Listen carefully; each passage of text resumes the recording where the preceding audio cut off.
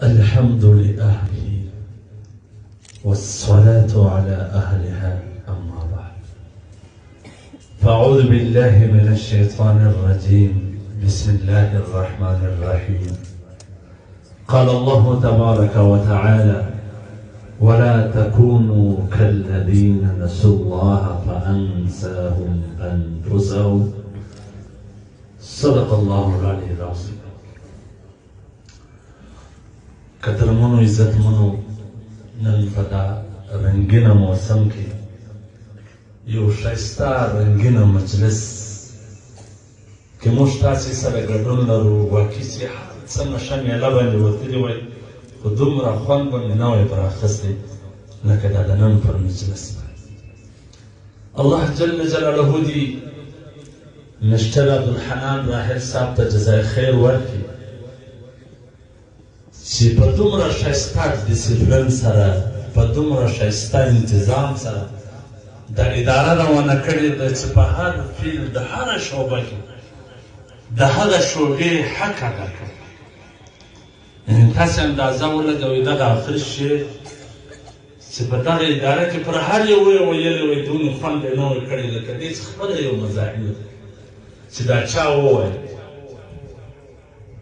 دغسې چې موږ د ده اداره نور هم څارو، که د سپورټ په شعبه کې وي، که د ناستې په شعبه کې وي، که د مجلس د جوړولو شعبه وي، ماشاءالله هره یوه شعبه در 100% هم بالا.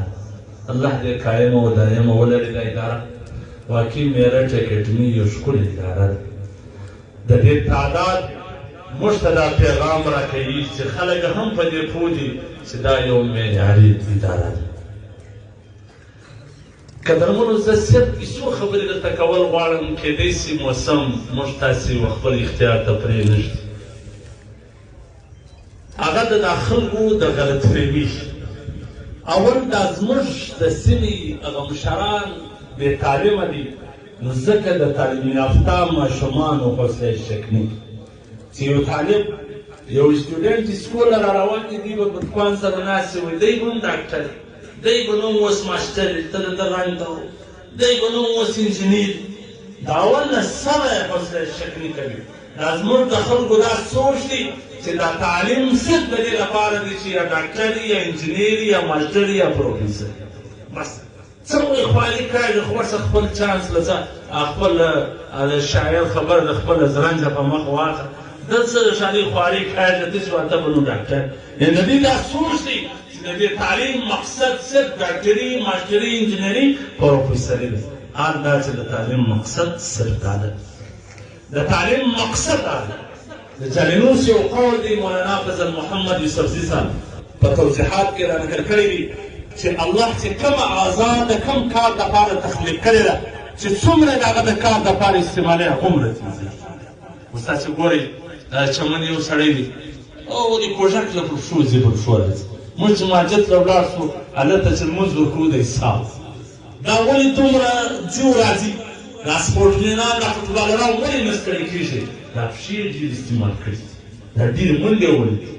یو باډي بلډر په کلب کې 250 کیلو پورته کوي، موږ 50 کیلو پورته کړو، لاسونه مې مړه شي، خو هغه لاسونه دي، خو صرف دا د لاسو استعمال یې ډېر کړی، دا اوسپنې ډېر پورته کړي. نو هغه لیکي چې دا دماغ د تعلیم و تعلم دپاره الله پیدا کړی دی.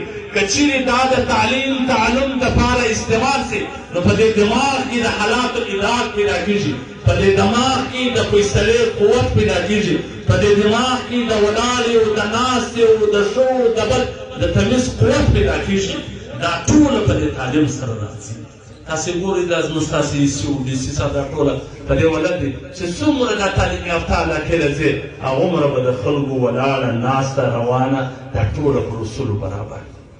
تاسو ټولو ته مبارکي وایم او راحل صاحب ته هم په دې کامیابه محفل او مجلس باندې مبارکي وایم، او الله جل جلاله دې موږ ته دا توفیق راکړي چې موږ د معاشرې صحیح اصلاح وکړو، موږ دا غلطفهمیانې د منځه وباسو، موږ دا تفریقونه او دا فاصلې د منځه ختم کړو، دا ټوله ورورولي، دا ټول اتحاد او اتفاق، دا ټول شعبه اوبو والا په مابینځ کې سره یو ورن نسي د معاشرې مثبت اصلاح وکړي نو انشاءالله دا تور تمونه به بیا د دې پښتني سیمه سره د دې پښتنو سره د دې ټولو مسلمانانو سره وځي.